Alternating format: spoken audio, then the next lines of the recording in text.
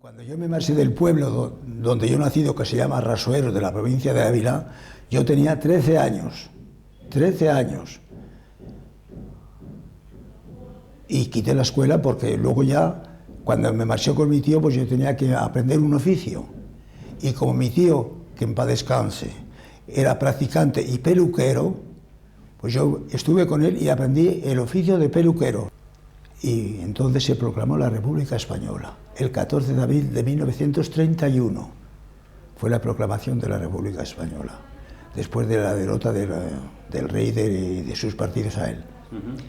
Y desde el 31 al 36 era el gobierno de la República Legal, que había el pueblo votado por él. Pero fue la ocasión que entre ellos complotaron de tal forma que el 18 de julio del 36 fue el alzamiento nacional. Para ellos era el 18 de julio, pero para nosotros, para la República, era el 19, que fue cuando ya el ejército del Marruecos, que estaba con Franco, y todo eso, que fue la traición, entraron a España para derrumbar la República. Y entonces luego ya pues vino la guerra civil. Estaba el frente de la guerra en el pueblo donde yo vivía. Y en octubre del 36, las tropas de Franco entraron en el pueblo y tuvimos que escapar porque éramos enemigos de Franco y de su partido. Pero mi cosa era la libertad y la república, porque era el pueblo que había votado por la república. Claro. Los traidores han sido ellos, porque el mismo Franco era el que mandaba en Marruecos y el gobierno de la República Española sabía que Franco era en contra de la república. Pero el traidor, porque ha sido un traidor y un asesino, juró fidelidad a la bandera republicana, hasta que hubo el complot de las derechas y los capitalistas y la iglesia, el clero, terrible igual, que se sublevaron contra la república. Y en octubre del 36 hubo soldados que creíamos que estaban con nosotros y se pasaron al enemigo y diciendo cómo estaba fortificado el pueblo, y entraron y tuvimos que salir del pueblo ya. En octubre del 36, Navalperal de Pinares quedó en manos de Franco ya. Y vine a Madrid, que tenía yo familia en Madrid, y estuve allí en Madrid con la familia hasta que me fui voluntario al ejército de la República. Y yo me fui voluntario a la República, al ejército de la República, en el ejército, en la Armada de la Aviación. Me llevaron a Murcia. Estaban todos los voluntarios para hacer los batallones para ir al frente. Y estuve en Murcia hasta noviembre del 36. Y luego ya marché a Cataluña, porque hacía falta soldados de la República para recibir el material que venía de Francia. Estaba en Figueras. Después de Figueras me llevaron a Portbou, que es la frontera. Estaba en la Junquera, que también es la frontera, y en Perelada. Y en Perelada hay un castillo muy grande, muy, muy grande. Y en ese castillo depositaron el tesoro de la República Española. En los cuadros del Museo del Prado y todo eso, en Perelada. Y en diciembre del 38, como ya era la derrota de la República, nos movilizaron de nuevo y vinieron a buscarnos para llevarnos a Barcelona. Y en Barcelona nos equiparon ya para ir al frente, a combatir en contra de los franquistas que continuaban avanzando, ¿comprende? Y una vez allí ya, como todo cayó por tierra, en el año 39 pasamos la frontera. En Francia. Pasamos la frontera. Porque ya sabían que era como... No, ya estábamos perdidos, ya no quedaba nada de la República, ya estaba todo liquidado. Mismo el gobierno y los ministros de la República pasaron a Francia también, y pasamos muchísima gente. Era el desastre de la República Española, la gente con todas las cosas que podían haber sacado de su casa y todas esas cosas de esas. Y entonces pues ya los franceses, primero la frontera francesa estaba prohibida, no se podía pasar la frontera, porque había una propaganda terrible en contra de los rojos, comprende. Hemos hecho cosas que no han estado muy bien, pero ellos también han hecho cosas muy, muy malas. Había una propaganda en contra nuestra terrible. La primera noche que yo pasé en Francia dormí en una escuela. y echaron paja por el suelo, y al día siguiente fui a Argelès-sur-Mer. Y ahí en ese campo pues no había nada organizado. Bueno, la vida en el campo no era ningún campo de concentración, era un campo de albergar a la gente que habíamos pasado la frontera. Pero las condiciones... Pero las condiciones eran terribles. Nos traían la comida, nos miraban mal. ¿Y cómo sintió esa cosa, pues usted huyendo la dictadura franquista y llegando en el país de los derechos humanos? Pero como la propaganda era terrible en contra de los rojos, éramos el diablo los rojos en aquella ocasión, y nos habían juzgado como que teníamos rabo como el diablo. Sí, señor, sí. ¿Y después? Y cuando pasamos la frontera, los domingos, estando en Argelès-sur-Mer, había muchos franceses que, con arreglo a la propaganda, venían a visitar esos campos de refugiados españoles, con la idea que éramos seres humanos, pero que no éramos como ellos. ¿Comprende? Y cuando llegaban delante de la barrera de las alambradas, que no eran alambradas eléctricas, cuidado, no hay que decir que eran alambradas normales, ¿comprende? Para impedirte que te fueras a Francia sin papeles ni cosas así. Cuando llegaban al campo te veían y se quedaban asombrados, porque creían que teníamos otro color, que éramos rojos de color. Sí, le digo a usted, ha sido terrible la cuestión. Bebiendo agua del mar, porque no había nada. Metían unas bombas en la arena y la comida la hacían en el campo también, cuando te daban. Y el pan te llegaban con los camiones y te lo tiraban por el aire, pasando la alambrada. De Argelès-sur-Mer me llevaron a Barcarès, que es otro campo también sobre el mar. Y el día 1 de septiembre salimos 1000 españoles de Barcarès a Poitiers, en el departamento de la Vienne. Y allí hay un pueblo que se llama Millet-aux-Anses, el nombre du village francés, que es donde se encuentra la cantera esa de piedra que hay que cortarla con una sierra. ¿Sabe? Que es la piedra para hacer las fachadas. Y allí hemos estado desde el 1 de septiembre del 39 hasta el 20 de junio del 40, en esa mina.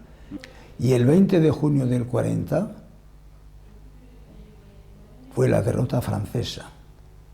Fue cuando los alemanes entraron en Francia y los franceses pues también todo el mundo por la carretera, abandonados completamente, el exode, como dicen en francés. Ha sido terrible. Y a los pocos meses han sido ellos los que han tenido la misma cosa que nosotros. Han abandonado las casas, han abandonado el material, c'est les Allemands qui sont rentrés partout, et c'était des voleurs, ils ne savaient pas le droit rien de tous les Français. Ils ont souffert beaucoup les Français, ça vous pouvez me croire. Les Français et tous les gars qui ont fait la chose du côté de la France. Los alemanes estaban en Angoulême ya, la división es la Totenkopf, la tête de mort. Quand j'ai vu sur la route se marchan derrière nous, j'étais malade, je ne pouvais plus avancer. Parce que estaban como locos esa gente, era la victoria para ellos, ¿comprende? Bajaron la división, esa gente criminales de guerra, y rompieron todo, todas las barracas, todo, y diciendo, allez raus, avait dit, tout le monde dehors. Bueno, ¿usted me comprende? Allez raus, avait dit, tout le monde dehors, todos fuera, todos fuera. Rompieron las barracas, todo terrible. Y nos han embarcado del campo de Angoulême y hemos llegado a Mauthausen sin saber dónde íbamos.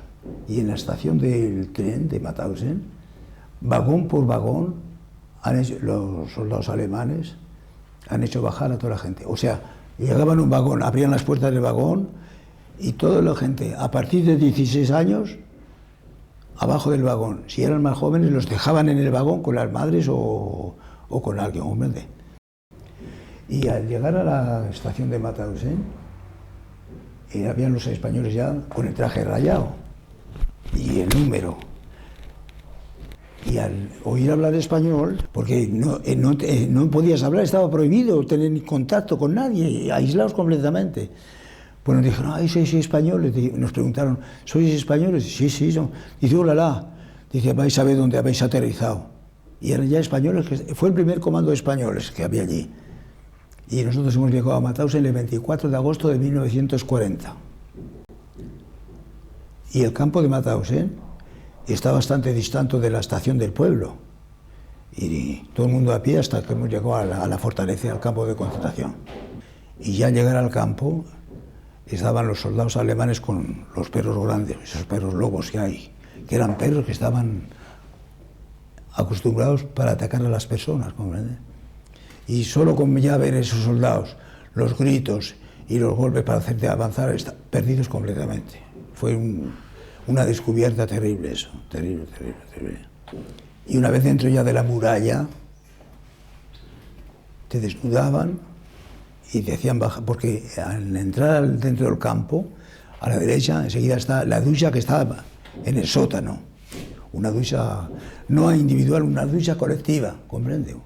La ducha, quitarte el traje civil y darte el traje de rayas ya. Y después había los secretarios del bloque, porque estaba todo muy bien organizado. Cada barraca tenía su secretario, y su peluquero, todo. Te daban el número. O sea, ya pasabas individualmente a hacerte la ficha, la afiliación en el campo, cómo te llamas, dónde eres y la familia. Y después ya del número ya te daban el número de la barraca donde ibas a estar alojado, porque había del número 1 al número 20 de barracas. Los primeros trabajos que se hacían al llegar al campo era bajar a la cantera a buscar piedras para construir el campo arriba en la montaña. ¿Comprende? ¿Usted hizo eso? Era la primera cosa que todo el mundo tenía que hacer, porque el campo no estaba hecho, ¿comprende? Había barracas, pero no de la calidad como con la piedra. Y después, como había de todos los oficios, con arreglo al oficio que tú tenías, pues podías encontrar una plaza que era mejor que las otras, una mejor que las otras. Tuve la suerte de entrar a la cocina para preparar las patatas. Porque como yo era peluquero, en la barraca, donde yo estaba en la barraca número 11, una tarde cuando llegué del trabajo, el jefe de la barraca me dijo, dije, mañana Morgen, sabe di mañana en alemán, sabe di Morgen, un trabajo diferente. Pasé 2 días allí, pero había que estar todo el día sentado pelando patatas y cosas así. Y yo una tarde subí a la barraca y se lo dije al jefe de la barraca, digo, no, digo, ese trabajo, digo, a mí no me interesa. Y me dijo el jefe de la barraca, dice, así, dice, tú Farit, ¿sabes? Tú estás loco. Me dice, prima Arbeit, dice, un trabajo magnífico, ¿sabes? Y tenía razón, porque estabas en el sótano. Si llovía, estabas a cubierto. Si hacía mucho sol, estabas a cubierto. Estabas sentado y como estabas en la cocina, pues podías comer algún pedazo de nabo o cosas. Era el salvarte la vida. ¿Sufrió usted de hambre, digamos? Uy, hasta que entré en la cocina, ahí no se podía robar nada en absoluto. Si robabas y te pillaban, te finí.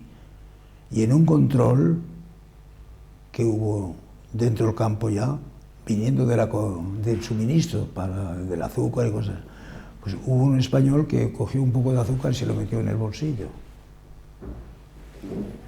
Y hubo el control, y ese español era un jugador de fútbol, porque se jugaba el fútbol aquí en el campo, se jugaba el fútbol, no fuera dentro del campo. Pues el soldado le controló y le vio que tenía una cosa que no era normal.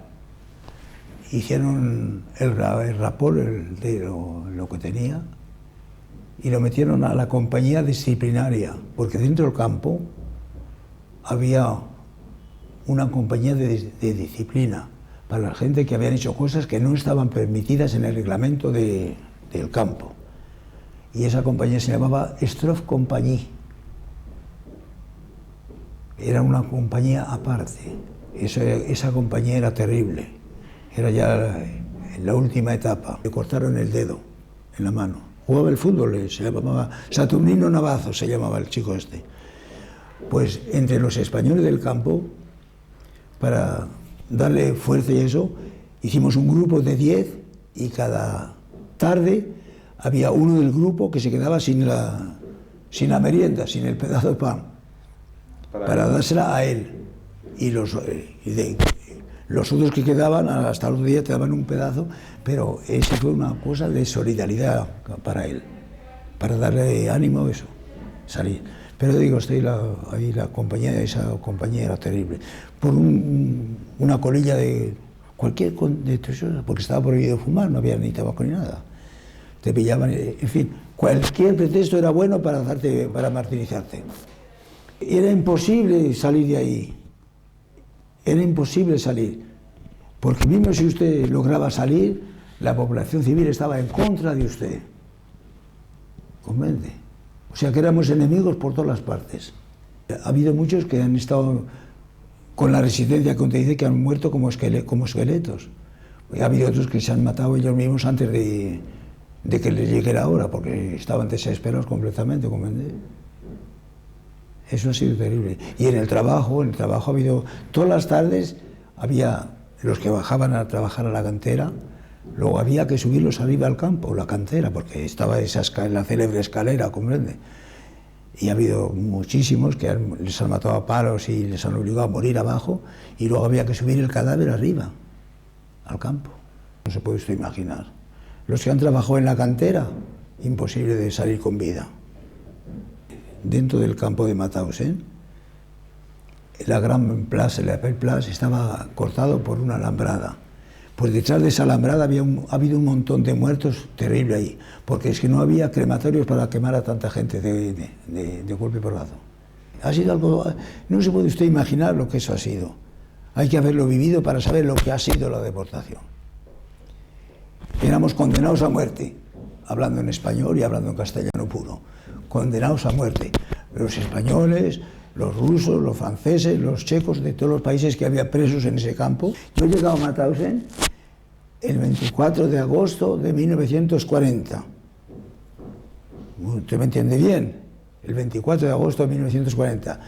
Y hemos sido liberados por el ejército americano el 5 de mayo de 1945 entre la 1 y la 1:30 de la tarde. Fue el primer tanque que subió al campo de Mauthausen. Y cuando los americanos han llegado al campo de Mauthausen, era imposible, porque creían que era un campo de locos o de gente enferma contagiada, ¿comprende? Y cuando llegaron ya los primeros tanques, los alemanes que estaban guardando el campo no querían abrir la puerta central del campo, porque ya estábamos todos el mundo en la plaza de las Alemanes ya gritando y cosas. Pero se logró abrir un poco la puerta principal, porque hay 3 puertas para entrar al campo. Está la grande al medio y las otras al lado.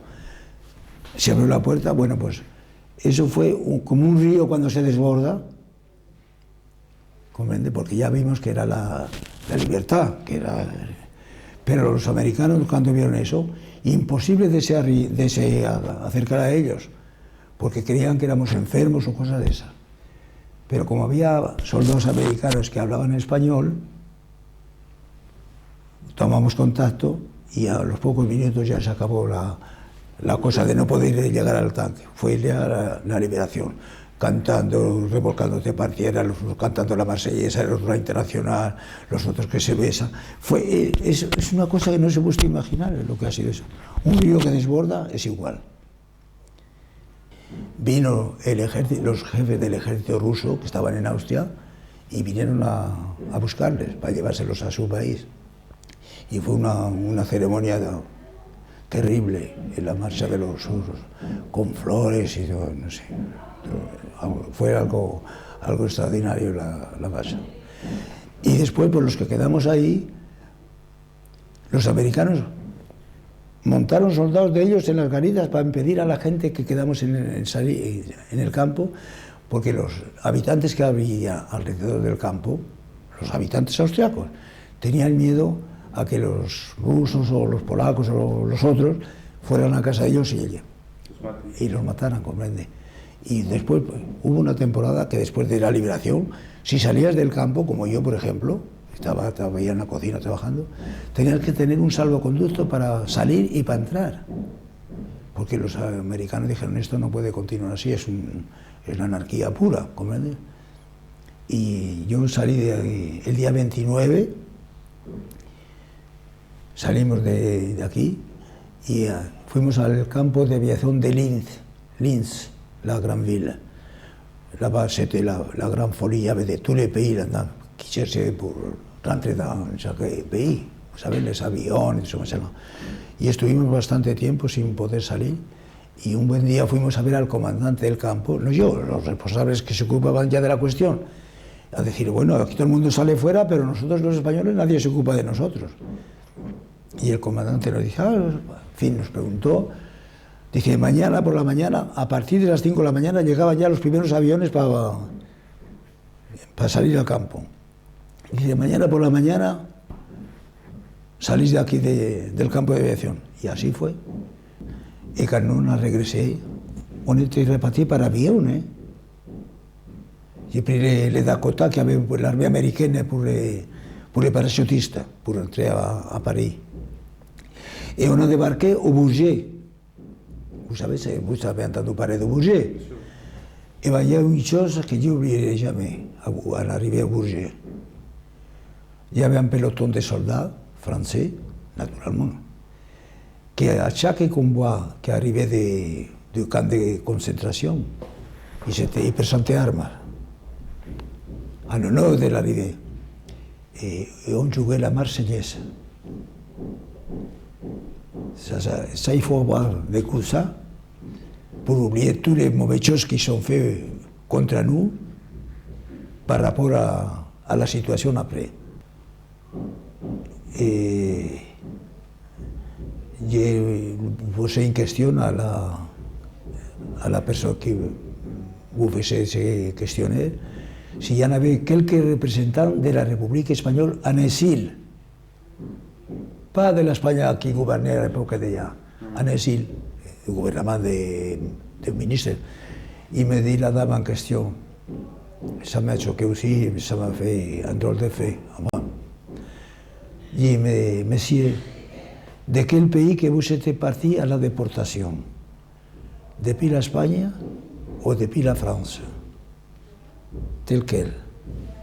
Alors je lui dis, madame, je vous dis la vérité, je suis parti depuis la France. Elle me répond, monsieur, escribano, vous n'avez pas besoin de poser la question s'il y a quelqu'un de la République espagnole.